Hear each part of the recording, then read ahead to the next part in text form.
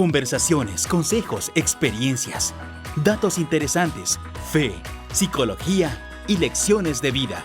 Un espacio transparente para reflexionar y aprender a llevar nuestra vida de una manera más sencilla. A continuación escucharás el podcast de Daniel Retana.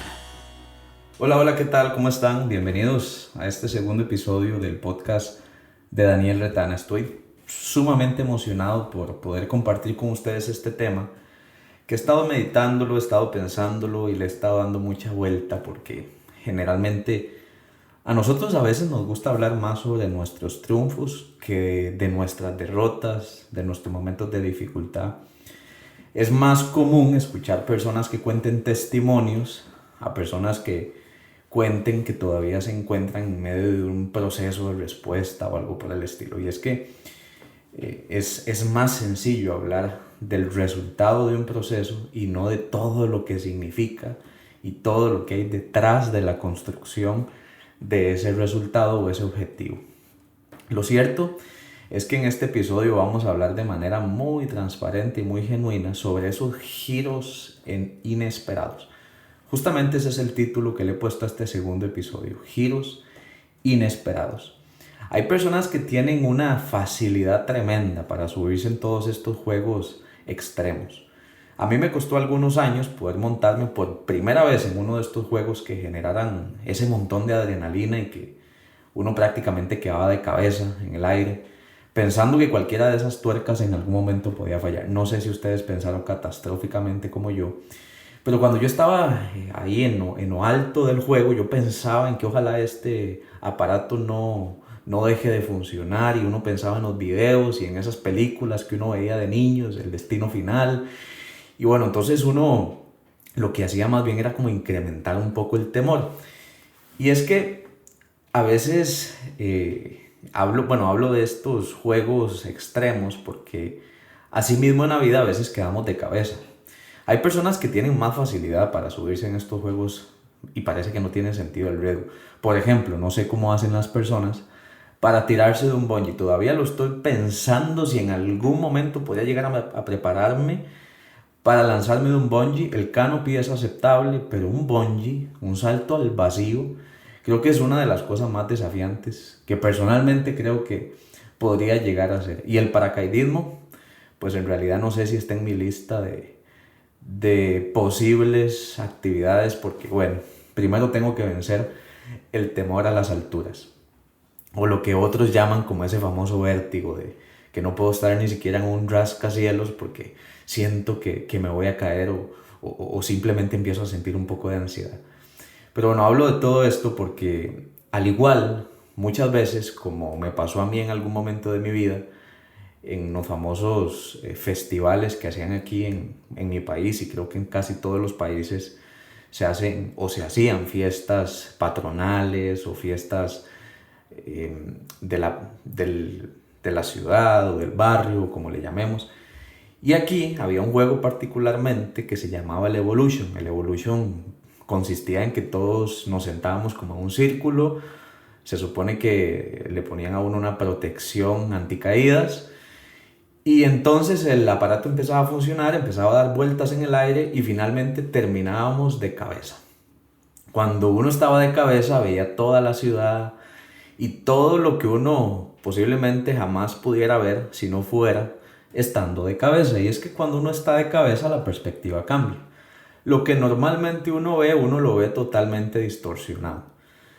No voy a entrar en temas científicos de por qué pasa eso, porque la sangre corre por el cuerpo, pero en realidad lo que quiero es dejar ese principio para poder hablar sobre esos giros inesperados en la vida que a veces nos dejan de cabeza. Que parece que llevamos nuestra vida en línea recta y de repente nos encontramos con uno de esos giros que nadie pensaba que estaban en el camino, o que incluso nosotros no pensábamos que en algún momento llegaríamos a pasar por ellos. Debo confesarles también que a lo largo de mi vida he pasado por muchos procesos y transiciones de contrastes. No sé si a ustedes también les habrá pasado esos famosos contrastes porque, por ejemplo, mi sueño de niño siempre fue ser futbolista.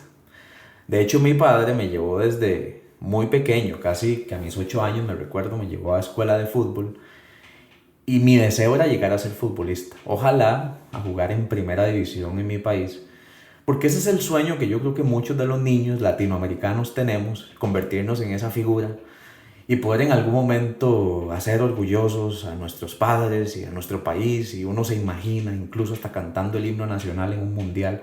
Bueno, esos eran mis pensamientos de niño. Cada vez que yo me dirigía los sábados al entrenamiento, para mí era todo un reto pensar que si en algún momento yo iba a ser seleccionado nacional. Pero bueno, de niño yo quería ser futbolista. Conforme fue pasando el tiempo, efectivamente pude jugar por digámoslo, en adolescencia, por un periodo, pero por ahí de mis 16, 17 años empiezo a tener uno de esos giros inesperados. Y aquí es donde yo quiero hablarle a todas aquellas personas que también tuvieron un giro inesperado de lo que pensaban que querían ser. O tal vez aquellas personas que ni siquiera saben al día de hoy cuál es el destino o cuál es el objetivo final al que quieren desplazarse. A mí me pasó que a mis 16, 17 años entré en una gran crisis vocacional y existencial. Todos mis compañeros parecían muy definidos en lo que querían en la vida y yo sencillamente no sabía, perdóneme la expresión, pero no sabía qué rayos hacer con mi vida. Yo quería ser futbolista, ese era mi sueño. Cuando hice los exámenes para entrar a las universidades, pues resultó que era bueno en las matemáticas y entonces todo el mundo me recomendaba estudiar las famosas ingenierías. Y entré precisamente a una ingeniería en una de las universidades quizás más prestigiosas del país, que era el Tecnológico de Costa Rica. Estuve más o menos como 6 meses estudiando ingeniería en diseño industrial. Y por ahí de mi 5.º mes empecé a sentir y empecé a vivir un calvario. Porque yo pensaba que no era verdaderamente lo que yo quería hacer. Era como si dentro de mí hubiera una gran insatisfacción, porque a pesar de que lo esperado era que uno entrara a una universidad de tanto renombre y una carrera pues tan importante y demás, yo no me sentía del todo satisfecho. Y empecé a sentirme muy mal por muchos meses, quizás como por 2 meses. Empecé a sufrir mucho internamente porque yo pensaba cosas como estas: y si defraudo a mis padres, si defraudo a los demás, ¿cómo voy a desaprovechar una oportunidad como esta? ¿Cuántos jóvenes quisieran entrar a esta universidad? Y yo tuve la oportunidad de hacerlo y hoy estoy dando casi que por sentado que me voy a salir de la carrera porque no me gusta, no me apasiona. Yo pensaba que mi vida iba en línea recta, iba a terminar siendo un ingeniero en diseño industrial. Eso era lo que yo pensaba. Ya había vivido un giro inesperado cuando en mi adolescencia dije, bueno, no voy a poder dedicarme al sueño de niño que siempre quise. Y este era mi segundo giro inesperado. Ese giro inesperado que todo parecía que ya había encontrado la actividad a la que me iba a dedicar por el resto de mi vida. Y nuevamente se produjo uno de esos giros que nos cambian completamente los planes. Y que la vida de nosotros generalmente no vuelve a ser la misma cuando pasamos por estas curvas o estos giros. Esos famosos caminos que muchas personas establecen, y cuando uno es un poco perfeccionista o suele exigirse demasiado a uno mismo, sin entrar en razones del por qué, en algún otro episodio lo hablaremos, del por qué la gente se convierte en su peor verdugo a veces. Pero siendo así, yo me acuerdo que me exigía tanto el que no podía ser posible que me hubiera dedicado a algo de lo que no estaba totalmente seguro. Al final de este podcast yo les voy a compartir algunos principios y consejos, como usualmente me gusta hacerlo, de qué hacer si nos encontramos en medio de la toma de decisiones y no sé si dar este giro. Bueno, resultó ser que no pude esconderlo más. Ya sencillamente no me sentía conforme con la carrera que estaba estudiando, y diría yo que entré a la peor odisea de mi adolescencia. Bueno, adolescencia casi adultez joven. ¿Por qué? Porque me salí, tomé la decisión de salirme y entonces todas las etiquetas cayeron sobre mí. ¿Y ahora qué va a hacer? ¿A qué se va a dedicar? ¿Y si no encuentra algo que le guste? ¿Tanto estudio para nada? Bueno, empezaron a venirse a mi mente un torbellino de pensamientos y contradicciones. Y bueno, me sentí muy, pero muy pequeño. Mi autoestima se redujo prácticamente a 0.1% porque yo decía, sí, la verdad es que fracasé, soy una persona malagradecida, que inútil, cómo no pude soportar la presión. Y me empecé a tratar sumamente mal. Pasaron algunos meses y me fui a todas las universidades del país a ver qué estudiaba. Nada me gustó, nada me llamaba la atención, y ahí fue cuando yo dije, yo creo que yo no nací para estudiar, yo no nací para profesionalizarme. Quizás no lo dije en esas palabras, en ese momento me traté muy mal y me encerré en el cuarto a llorar por varias semanas porque yo decía, no entiendo para qué tanto esfuerzo si al final no voy a encontrar nada que me guste, nada que me apasione. Y entonces vino un giro inesperado. Esos giros que a veces nos cambian la vida para bien y a veces nos recuerdan que la vida precisamente es un cambio continuo y que estar por mucho tiempo en un solo lugar quizás puede ser el anuncio o puede ser la alerta de que ya llegó el momento de moverse. Y estando justamente en medio de esa crisis, frustración y demás, me llama una amiga y me dice, Daniel, vieras que es que están abriendo la admisión en X universidad para estudiar psicología.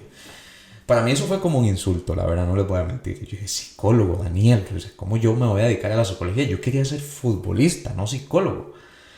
¿Quién me va a escuchar a mí si no por ni siquiera resolver mis mismos problemas? Fue lo que dije en mi mente adolescente. Entonces, bueno, no negué la oportunidad y dije, bueno, voy a intentarlo.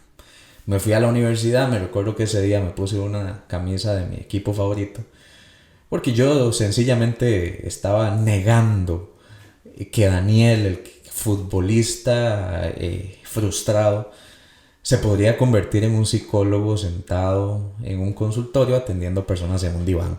A mí me parecía totalmente utópico, me parecía totalmente improbable que eso sucediera, pero bueno, pasó.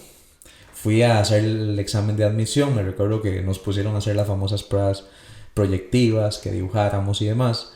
Y cuando me entrevistaron me dijeron, Daniel, ¿para qué está usted aquí? Y esa pregunta me dejó a mí totalmente frío, sin palabras, sin respuesta. Daniel, ¿qué haces aquí? Y esa es la pregunta que muchas veces la vida misma se encarga de hacernos. ¿Qué haces aquí donde estás? Y nos damos cuenta de dos cosas. En primer lugar, que quizás no tenemos las motivaciones correctas para elegir lo que en algún momento elegimos. Y en segundo lugar, y la buena noticia es que estas preguntas nos permiten tomar nuevamente conciencia de por qué en algún momento dijimos que sí a ese lugar a donde estamos, por qué en algún momento elegimos que sí a esa persona con la que nos unimos, y nos recuerdan por qué hacemos lo que hacemos. La mayoría de personas, creo yo, que olvidamos con el paso del tiempo por qué en algún momento apostamos o matriculamos por algo y dimos toda nuestra fe y esperanza para que eso realmente pudiera crecer y florecer. Y cuando nos olvidamos en el camino, este tipo de preguntas se encargan de reubicarnos. Y es la pregunta que yo te quiero hacer.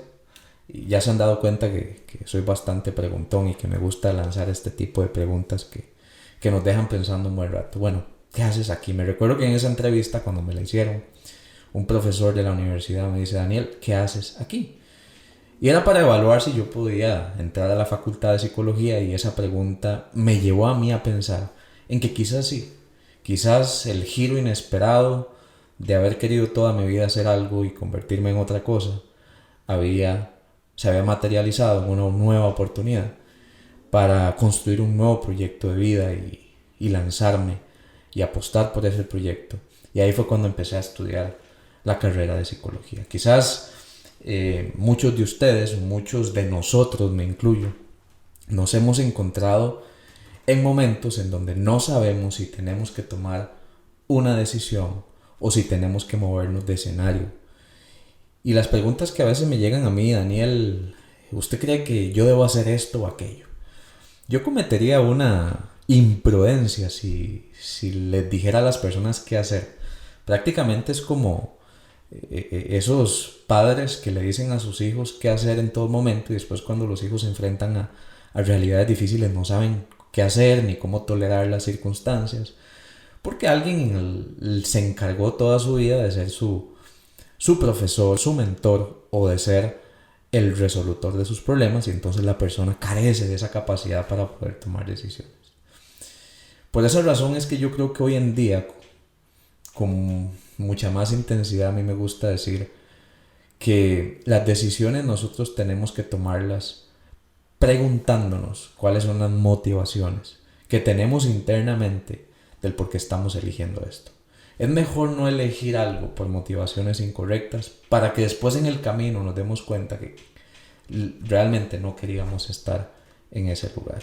Una de las peores traiciones que podríamos cometer no necesariamente es contra las otras personas, sino contra nosotros mismos. Un día me decía una persona: Daniel, es que cómo mi pareja me pudo haber fallado a mí.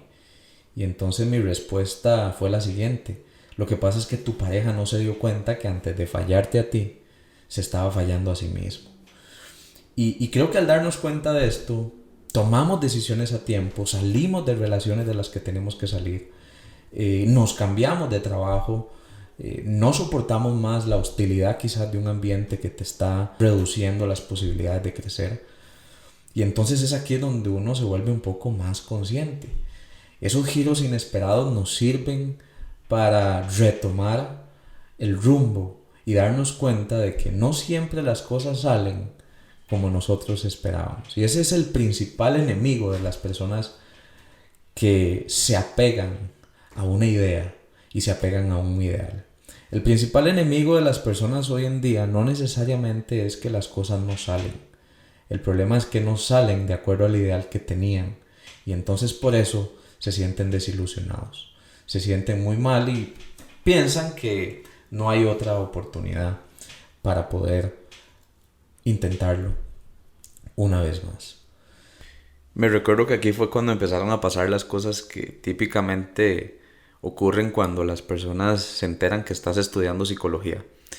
La famosa psicología callejera. Te ven en la calle y te preguntan: mira, es que tengo un familiar con este problema, tiene falta de atención y se ve como triste, como que no quiere comer. ¿Usted qué cree que es?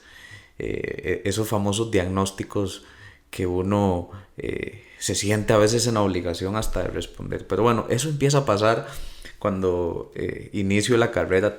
Apenas llevaba si acaso unos 3 o 4 cuatrimestres y ya las personas te decían comentarios como estos: mire, es que necesito que me ayudes a resolver un tema. O te llamaban incluso pensando que ya estabas con la licencia para poder atender. Y escuchaba uno que otro comentario, y hasta la fecha uno lo sigue escuchando. A veces me preguntan las personas con las que uno normalmente sale: Daniel, pero no me estás analizando, ¿verdad? Y entonces siempre he dicho que eso es como pretender que un médico en todo momento esté evaluándole la salud al otro, o un nutricionista le esté evaluando lo que come al otro. Porque hay tiempo para todo, ¿no? Hay tiempo para estar en consulta, hay tiempo para divertirse, hay tiempo para pasar tiempo en familia, hay tiempo para conocer personas. Y entonces creo que esa es una de las cosas que normalmente se confunden cuando se dan cuenta que uno está estudiando psicología.